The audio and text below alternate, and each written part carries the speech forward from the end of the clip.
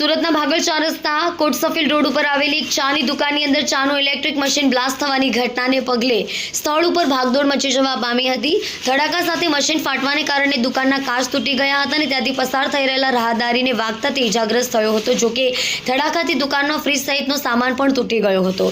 આ ઘટના અંગે જાણ કરવામાં આવતા ફાયર બ્રિગેડની ટીમ ઘટના સ્થળે પહોંચી ગઈ હતી। ચાનું મશીન ધડાકાભેર ફાટવાને લીધે આસપાસમાં હાજર લોકોમાં પણ ભયનો માહોલ ફેલાયો હતો।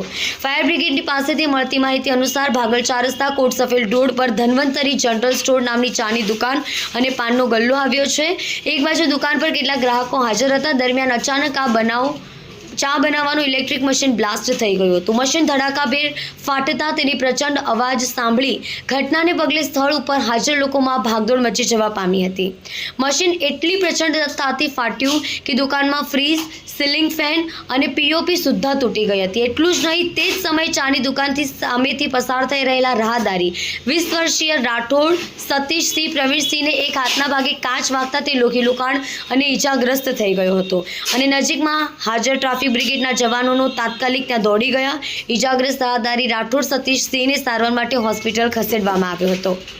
ફાયર ઓફિસરે જણાવ્યું, દુકાનની અંદર ચા બનાવવાનું ઇલેક્ટ્રિક મશીન ફાટ્યું હતું। ફ્રીજ, સીલિંગ ફેન અને પીઓપી પણ તૂટી ગઈ હતી। પસાર થઈ રહેલા રાહદારી રાઠોડ સતીશસિંહને ઈજા થઈ હતી। જોકે સમયસર યોગ્ય સારવાર આપવામાં આવી હતી અને સમયસર સમગ્ર પરિસ્થિતિને નિયંત્રણમાં લઈ લેવામાં આવી હતી।